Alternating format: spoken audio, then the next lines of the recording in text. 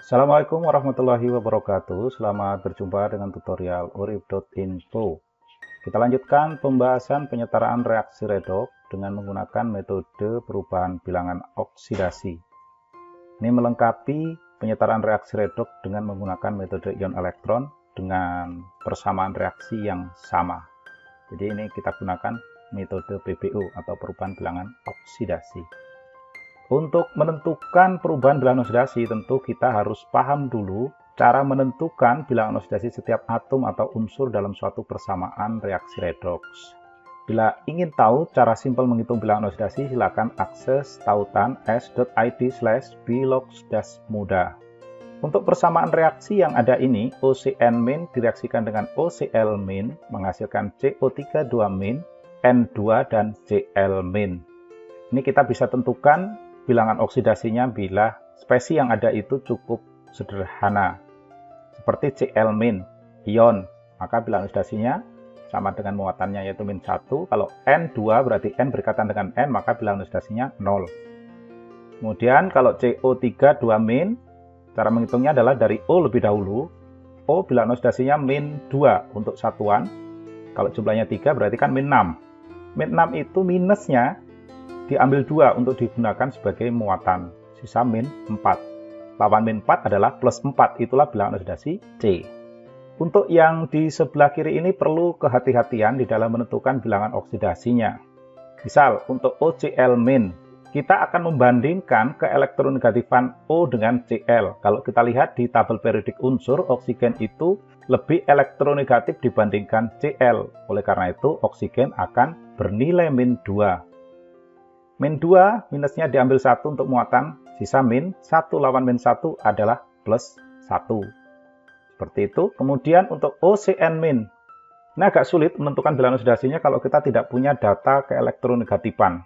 Kebetulan OCN- itu berada di periode kedua, satu periode. Maka kita tinggal lihat unsur manakah yang memiliki keelektronegatifan paling kecil. Dia akan bermuatan positif. Dalam hal ini C, pasti positif. Hanya positifnya berapa kita belum tentukan sebelum kita hitung. Pertama kita tentukan oksigen, bilangan oksidasinya kan -2, secara umum oksigen -2, kemudian N, dia golongan 5A, secara umum bilangan oksidasinya -3. -2 dengan -3 kalau dijumlahkan -5, minusnya diambil 1 untuk diletakkan sebagai muatan sehingga tersisa -4.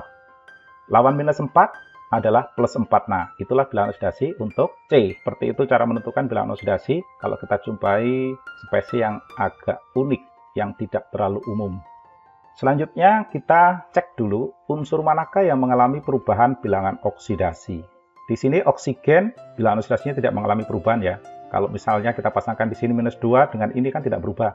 Atau yang ini -2O, ini juga -2O berarti tidak mengalami perubahan.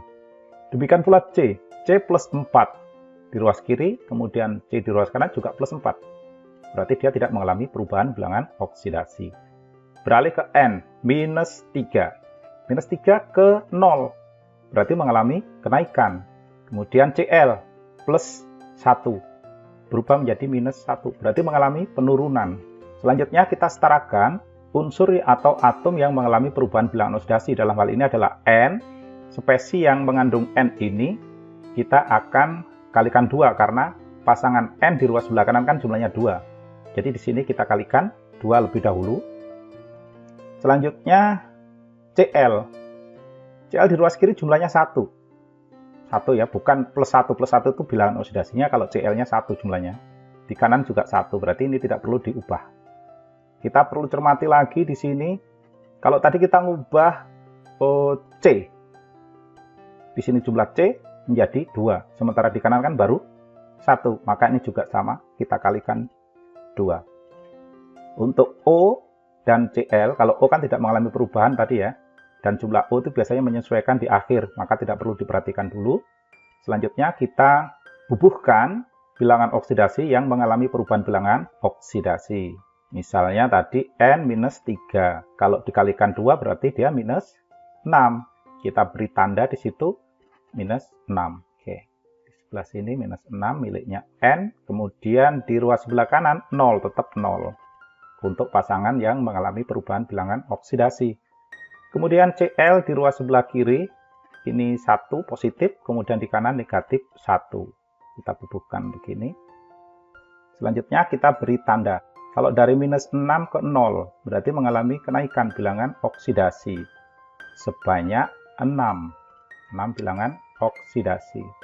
Kemudian untuk Cl, di sini mengalami, kalau sini tadi kenaikan sebanyak 6, di sini mengalami penurunan sebanyak 2.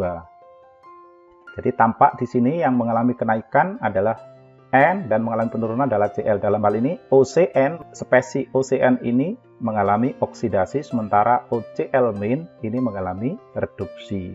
Selanjutnya, penurunan bilangan oksidasi dan kenaikan itu harus sama.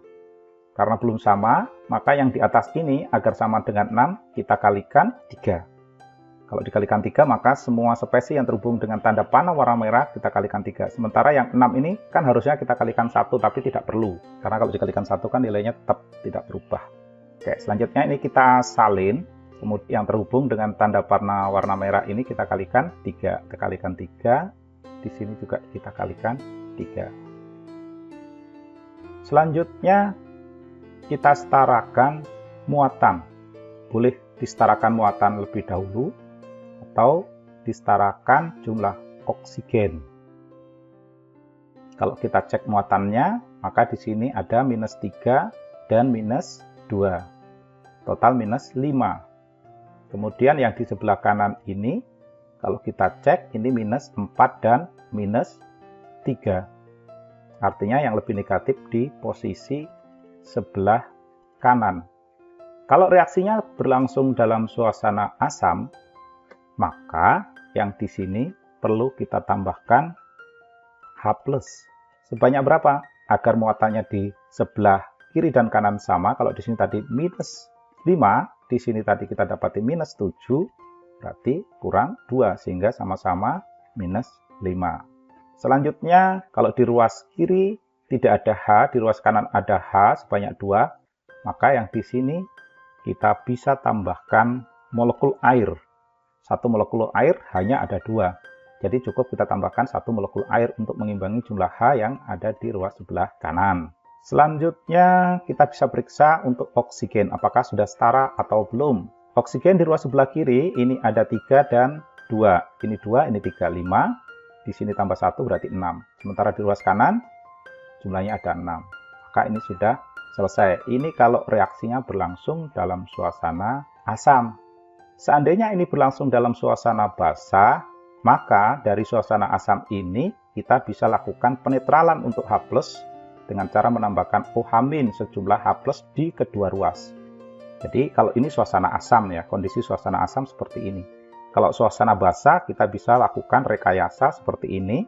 Ini tambahkan OH- sebanyak jumlah H+, kemudian di ruas sebelah kiri juga sama. Ini harus kita tambahkan OH- juga. Jumlahnya sama. Selanjutnya ini ada 2 H+ dan 2 OH-. Ini kalau kita gabungkan kan jadi 2 molekul air nih, 2H2O. Selanjutnya kita lihat H2O di ruas kiri dan kanan kan ada.